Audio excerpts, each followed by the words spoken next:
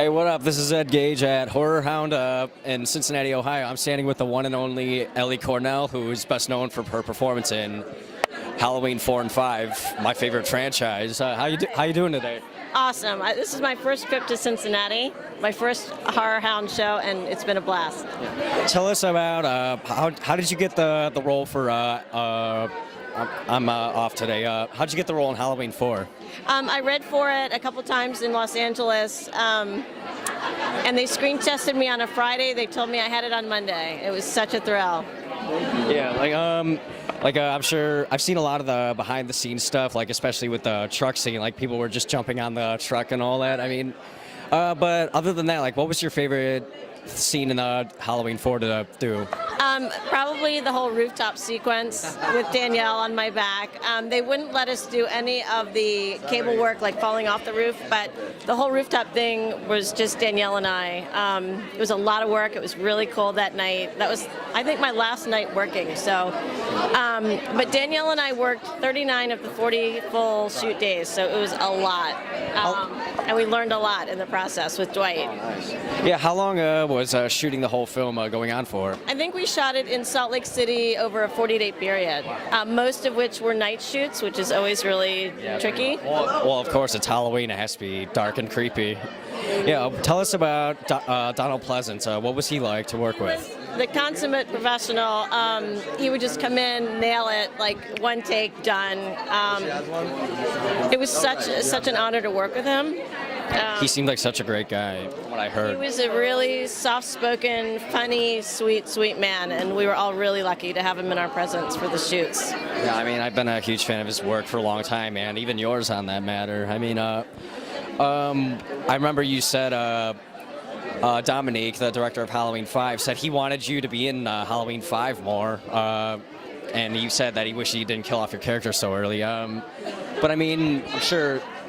Just tell us, how did you react when you were aware that your character was going to be killed off in Halloween 5? Well, it's part of the horror film formula. So when the script arrived at my house, I was waiting for it. And it was originally written that Rachel gets scissors shoved down her throat. And I wouldn't do that. I thought it wasn't dignified enough for Rachel Carruthers to go that way. And so I complained, and they rewrote it. The whole flavor of Halloween 5 was different from 4, and I think the audience has really reacted differently to it. It was really sad that they killed her off at all, but that's the nature of the beast. I think Halloween 5 was definitely more, what you say, darker than the 4th. It was darker, and I think the characters, in my mind, I mean, I loved some of the characters, but they were harder to get behind. Like, there was more of them, and it was more kind of stereotypical horror types. I thought 4 was a real standout because you were so invested in the relationship between Rachel and Jamie. Right. You know? Yeah. Is there anything you could tell the fans of the Halloween franchise as of right now? That I'm doing? Yeah, like any. Or in general? In general. Or I know that there is a box set of the full series that they're talking about releasing, so keep an eye out for that. I will. Thank everyone for just being so loyal and so sweet at this show. Everyone's been amazing. Yeah, I mean, I've been a diehard Halloween 4 and all of the Halloween films for a long time. And as a matter of fact, Halloween 4 was actually the first Halloween I ever watched. Everybody says that, and it was such an honor to be part of the franchise. We didn't really realize. I remember seeing Halloween 3 and thinking, well, that was kind of off the plot line. Way before I even knew I was reading for Halloween 4, and when I got it, it's so surreal to be part of such a huge franchise. It's been a really, really good ride.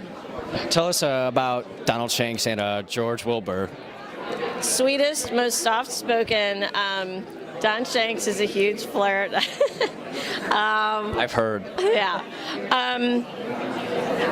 So sweet, and those guys work so hard. I don't think, or maybe the fans do realize, they are full-blown stuntmen doing really tricky stuff. Especially the fire stunts are always kind of scary, but they're so sweet, so supportive, and they really held up Danielle and I because we were so new to the business, and they were great teachers. Dwight Little was amazing to work with as our director.